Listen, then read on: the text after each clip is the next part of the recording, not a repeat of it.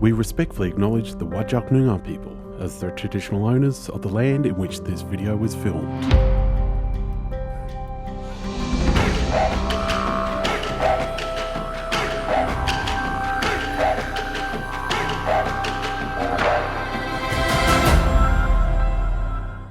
Hi, I'm Crystal Kinsella. I'm a proud Jawoyn and Wiradjuri woman, a supply diversity expert and published author.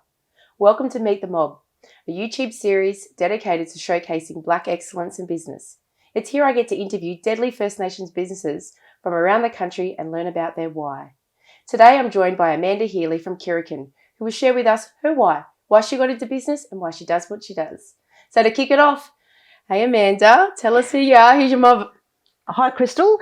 I'm Amanda Healy, obviously. My people are the Wonnarua people from the Hunter Valley in New South Wales.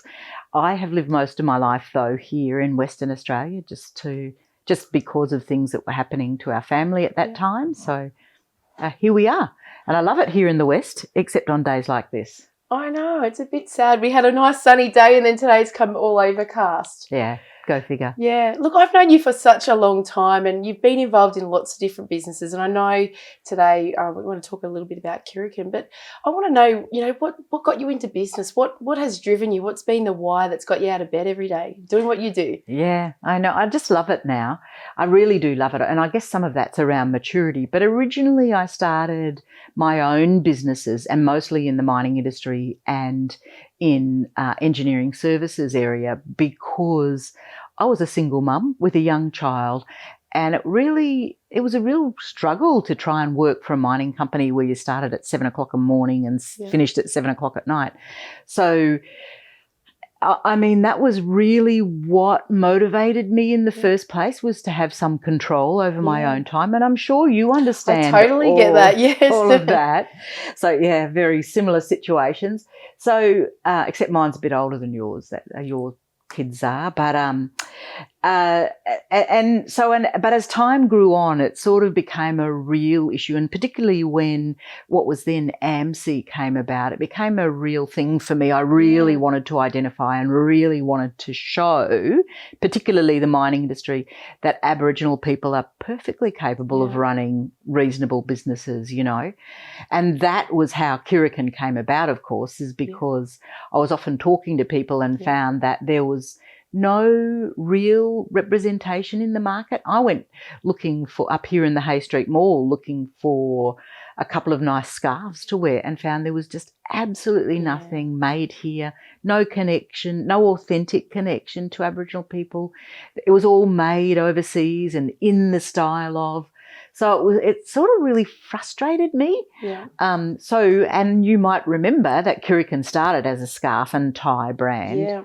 And we branched out in about 2016 when the fashion industry here said to me, "Oh, you're crazy, you've got these beautiful prints, why don't you do something with them?" And so it became a real issue for me then once I started talking to artists about putting their artwork onto fabric. It became a real issue for me when I started to understand how little of the sales they actually got. So we now work with, I've got 9 artists on my roster, and we work on usage agreements, and we pay them quarterly. And I sort of feel good about how it's going and what's happening with it, So I guess that's my real motivation now, is to make that change, to make this statement that Aboriginal culture should be associated with high-end, beautiful products like you're wearing right now. Love this. And, to be associated with something that's really high value and high worth. And so that's sort of been my mission a bit in that space, as well as the whole thing with the artists themselves. So, yeah, it's been fun. It's been such a journey. I mean, I think when I first came across it was back in your Max engineering days, right? And I was like, oh my gosh, this Aboriginal woman runs a massive engineering company. And then I remember, I think you might have sold that and then transitions. And obviously this journey now to Kirrikin, you still are involved in mining as well. Yeah. With, is it Warrigal? Warrigal, yeah. Yeah. Which is fantastic. But I mean, that's so inspiring, particularly for people hopefully that are watching around, being an Aboriginal single mum, and then, creating a business to be able to work the way that you needed to work. There's a lot of firsts in that as well, of also working in mining. Very male dominated. Yeah, very male dominated. And, I worked for BHP for 13 years, I think. And, I was amongst the first women to even be promoted into leadership roles. Yeah. It was crazy time now you think about it when you look back on it. But it still happens a bit. Yeah. So there's still a bit of a fight to go on, not just about being Aboriginal, it's about being female as well. And there's a lot of challenges in that. And single mums, then you add on single mums and other issues. Yes. So, yeah. No, but, look, Warrigal has been a tremendous success. I linked up after I sold Max in 2015. I linked up with a couple of guys. I was going to retire then. I was like, that's it. I'll just concentrate on Kirrikin for a while. And then I met a couple of fellas who just said, why don't you, have a crack at this and the sort of pure shutdown type business. So I was like, oh, what have I got to lose? May as well do something. Because actually I get bored pretty easily too. Yeah. So in 2017, we actually hit the ground. Yeah. We started off, there was, I think, about 4 employees. Yeah. Last week we had 870. Wow. Yeah. And by the end of this year, we'll have another 400 on top of that. That's fantastic. The growth has been amazing. It's been really fantastic. We were, like FMG were great to us very early on. They placed their trust in us and signed a pretty substantial agreement with us. We're just signing one now with BHP. We started working again with Rio. Yeah. We work with Pilbara Minerals. It's fantastic. Yeah. They're all of a sudden embracing this, you're an Aboriginal business. Yeah. We do face still a little bit of the, are you sure this is an Aboriginal business? But that's sort of been, I keep saying to my business partners, you know what, if we do nothing else apart from change a half a dozen people's minds about what an Aboriginal business can be, then I'm going to die happy, I tell you, because it's, the people that I work with that constantly, and the other businesses that are constantly facing those challenges, and they, they struggle to execute because there's this view that if you're in business with somebody who's non-Indigenous, then it's not an Indigenous business anymore. Crazy. Yeah, well, where does the management and control sit is the question that I always say. Yeah. So back to Kirrikin, I mean, I've watched the evolution over the years from the scarves to now evening dresses, and I got to wear one of your dresses, the K dress, just recently. But I mean, you've had a couple of firsts in that as well. I mean, I think you did have a shop previously at Perth Airport, which was really quite significant. To have that and have it, centre stage where, lots of traffic in and out. I think that was before COVID. It was just at the start of COVID, and it was at the Qantas terminal, which was a perfect place for us to be, really. And then COVID hit, and it was, so we were there for a couple of years, and a few things have changed at the airport, and we've sort of pulled back a bit and now have a studio over in Como, which is not very far away. Yeah. But I'm loving, one of the things that came from having Kirrikin was I was given a Churchill Fellowship. So I spent the last 3 months of last year learning how to be a designer, really, like a real grown-up designer. So I spent 3 months in Paris and at the International Fashion Academy. I did live vicariously through you on your Facebook or your pictures, but yes. What a time. What an amazing experience. Yeah. And very fortunately, I tried to learn a bit of French before. Can you speak French? Oh, I just know bonjour, Just the basics. That's enough. But bonjour, comment ça va? I see. I wouldn't even know what that meant. But for about 4 months before I got onto what's the app on? Oh, like Google Translate or something like that? Yeah. No, there's another one that helps you understand the words and, start to build sentences. Yes.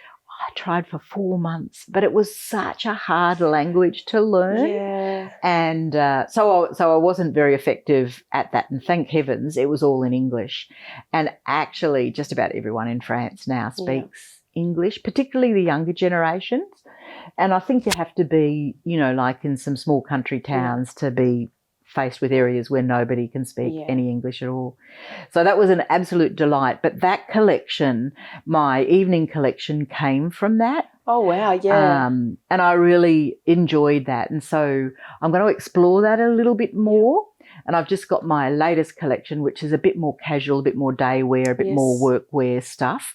And we'll have that out before Christmas this year. I'm trying very hard to just do one collection a year. Yep. It's a bit difficult because the demand is to be constantly doing something different. Yeah. But we always work with fabrics like viscose, which is a man-made product, but it's a recycled product. Yeah. So, and I guess one of the reasons that I was attracted to using viscose was that it breaks down. If it goes into landfill, it breaks down in a year, whereas the polyesters are 45 years or something. Oh, wow. So, so it's much better from an environmental point of view. Absolutely, yeah. And I love, I have so much artwork. I just struggle every year to decide which one. What you're going to choose.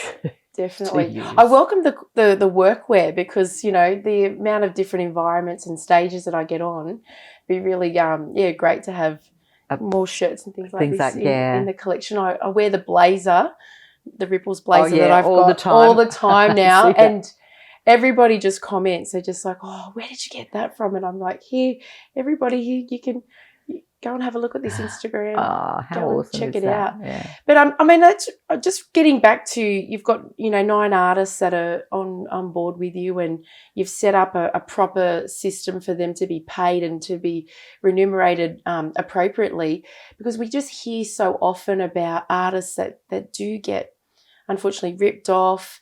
There are some fake label or fake brands out there that are propping themselves up that they are an Indigenous brand when actually they're not. Yeah. What can we do more to kind of protect artists out there? It's an interesting thing. It's really hard for somebody like me to compete with, a Gorman or a Camilla or someone like that who's printing Aboriginal art onto that. So, and I'm not saying they do that unfairly or unreasonably. I'm sure the artists are paid in those circumstances. So there's a whole heap of layers. I know that Terry Jenke has done some amazing work in the IP space, but I encourage, when people ask me how, like, what do you do? How do you make sure you're getting authentic stuff? I said, ask questions. Yes. Find out where they're from, who their mob is, who knows them, what other artwork. Go and look online. Don't just accept that you can walk into Myer or wherever and buy a bit of a shirt with Aboriginal print on, and it's got nothing to do with Aboriginal people. So, do your research and and I think there's enough now online about, how we're owned. I mean, we always put on Kirrikin that we're 100% Aboriginal owned. We're handcrafted in Australia. And, I don't know, it would be really interesting to see us fit into the fashion industry rather than be seen as an Aboriginal fashion. You'd be embedded in it, not have to be that call out, definitely. Yes, quite separately. And I think that has caused us a bit to be seen as a novelty product.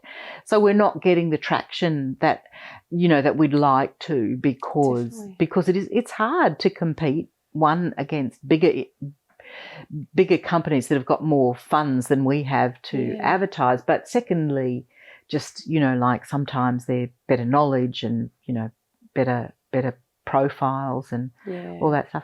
We'll keep working at it though. We want it to, I think there's a few of us that are really keen to see some change. And one of the things that's happening about that, of course, is we're going internationally. We're doing the Kylie Minogue thing, if you've got to go overseas to become, become famous and then come back. Yeah. No, that's great. Well, you did say you're going off to London tomorrow. Tomorrow, yeah. Yeah. So for Fashion Week over there. It is a part of Fashion Week. Yeah. So we're doing a runway show on next Tuesday night, which is a part of Fashion Week. Yeah. And we're taking with us Mara Collective, Nagali, Mimi and Jinder, Kamara Swim, Leandra Swim, and of course Kirrikin. All my favourite brands here. Oh, Awesome. Goodness. Well, yeah, well, I dropped a little bit of money on the Mimi and Ginger pre-sale. Wow. I'm waiting for that Yeah. to come. But that's so, look, it's just fantastic exposure for all of Everyone, you to be getting over there. So, I mean, you know, you've been in business for quite some time, various businesses, whether it's engineering in the mining industry or, you know, the growth of Kirrikin. What's the legacy piece for you? Oh, wow. Well, my one hope is that people will remember who we are and will start to see or recognise our culture in a different way. That's my dearest hope. Yeah. And, you know, like I hope Kirrikin carries well on after I'm retired and, you know, maybe pushing up daisies even. That might be a bit of a wild dream, but it would be really nice to see that carried forward. But and you know, one of the things that I love about going to London is taking some young people with us that haven't been exposed to an international audience before, is that for some of them, for the first time in their life, they get treated with interest and respect. Yes. And so I'm really loving the impact that it has on the young ones too. Yeah. It's sort of like, makes me feel all warm and fuzzy inside and go, oh, how awesome is that? You know, like that they've all of a sudden seeing themselves differently and their culture differently. What a great experience and great exposure. And look, it's been incredible to know you for so many years now. I think I've known you for over 10 years. Yes. You've always been such a great support to me. What message have you got for other, you know, young Indigenous women out there that are maybe thinking about going into business or starting up or? Well, you know, like I'm sort of I'm a Star Wars fan. So, and I always love Yoda, using Yoda's quote, you know, Yoda with his do or do not. There's no try. If you're going to do it properly and just give it your all, give it everything and then, you know, and really make it worthwhile. Yeah, most definitely. I'm not a Star Wars person, but that does resonate. Like if you're going to do something, get in there, have a crack. And do it well. Yeah. Right? Yeah, absolutely.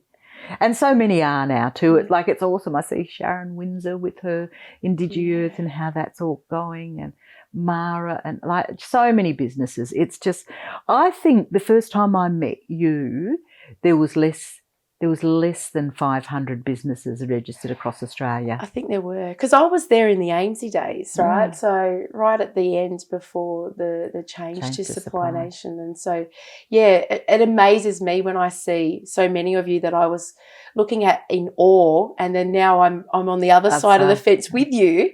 But to see how some of you have diversified, some grown, but just to have all those established relationships is really meant a lot. It's amazing, isn't it? So how many is there now, do you reckon? How many businesses are there? I think there's over 4,300 businesses on Supply Nation's directory now. Wow. Isn't that amazing? I know. Changing the world. Oh, definitely, definitely. I was only just talking to Jenny Hayes from Supply Nation yesterday, just saying, gosh, look how many people we've met in these last 10, 11 years. Yeah. And just watching the growth of the sector and the relationships. And she was like, yeah, fair income, it's so powerful. It is, and you can see the shift, you know, and I, like for me, and I don't want to get political here, but I really, really hope that we get this referendum up, just because that shift will just push so many of our people to do so much more and allow them more, I guess, freedom to do what they want to do as well. Yeah, yeah, definitely. Well, it's been so great to have you here and join me on the couch and have a yarn today and share a little bit about, you know, your business journey and the strength of Kirrikin. And I wish you all the best going over to London tomorrow. Yeah, it's nearly as warm as here at the moment over there, so that's going to be a shock, I suppose. Yeah, don't expect it in London, do you? Definitely. So, if you want to get one final message that you might want to, you know, share with my viewers, what would that be? And you're happy to look down the barrel of that camera down there. Yeah. Have a look at Kirrikin for one, and for two, don't take no for an answer ever in business. Keep at it. So there you have it. I hope you've enjoyed the latest episode of Meet the Mob. And as Amanda said, check out Kirrikin online and don't take no for an answer. Make sure you connect with Amanda and Kirrikin online and share her story with your networks. Until next time.